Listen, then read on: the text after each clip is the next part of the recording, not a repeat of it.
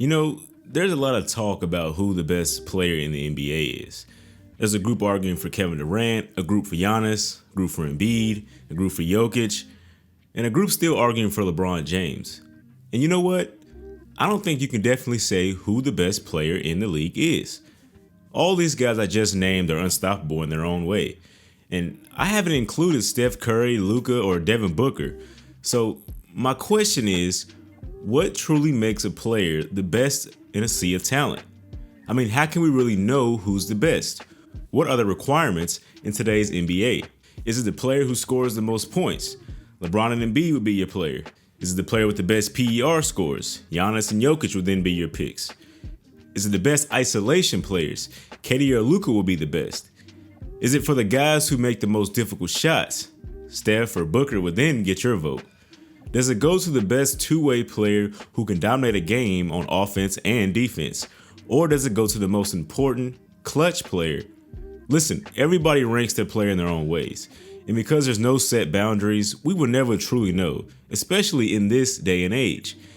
If you ask any fan who thinks Michael Jordan is the best player of all time, they'll argue that he just had that it factor. He had that killer mentality. The same goes for Kobe Bryant fans. That alone negates almost any other player that they played against. If you ask any fan who thinks LeBron James is the best player of all time, they'll argue it's because he's one of the biggest players and he's great at every part of the game. Individually, there isn't one flaw in LeBron James's game when he was in his prime. And that standard was too high for most players he played against. But I don't want to make this a greatest of all time debate. What we're talking about here is who is the best player in the world at any given time. And I think the answer is, which has been the truth for a very long time, is it goes to the player who is the most interesting.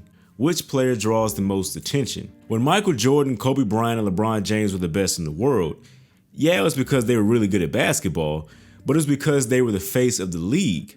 They were the guys that the league could put in all the commercials. These guys played against players who were probably just as good on the basketball court, but they weren't as marketable. So if everyone is watching the same player on television and the NBA is telling them this is who the guy is, who do you think they're going to think is the best player in the world? But with social media and the skill of a lot of these guys have nowadays, there's just too much talent in the NBA to have an overall best player. Every team has their own social media handle. Every team has their own TV channel. A fan can go the entire NBA season only watching their favorite player. And on the athletic side, when Michael Jordan jumped from the free throw line and dunked the ball in his iconic pose, he was one of the few guys who could actually do that. Now, there are guys at the end of the bench who can do that dunk. My point is, there's too many factors to definitely choose the best player. The MVP is supposed to go to the best overall player in the league. If you look at NBA history, it generally goes to the leading scorer on the best team. But that hasn't been the case for years. And you know why? It's because there's so much talent in the NBA. Russell Westbrook won the award in 2017 on the 6th-seeded team in the West. It was deserved. He broke the triple-double record, which many thought would never happen. I mean, he got my vote. But he did it again the next year, and that time didn't win the MVP.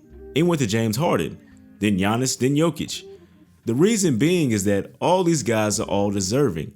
And on any given year in the NBA, that remains true for up to 10 different players.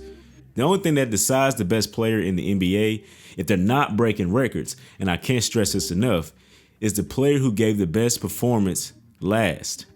If you ask most people on social media right now, those accounts whose favorite teams don't feature some of the guys I've listed before, the consensus is that Giannis is the best player in the world.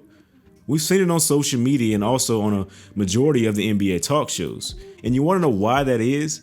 It's because Giannis was the finals MVP last year. It's the recency bias. The year before, everyone was raving about Kawhi Leonard after he had taken the Raptors to the NBA championship.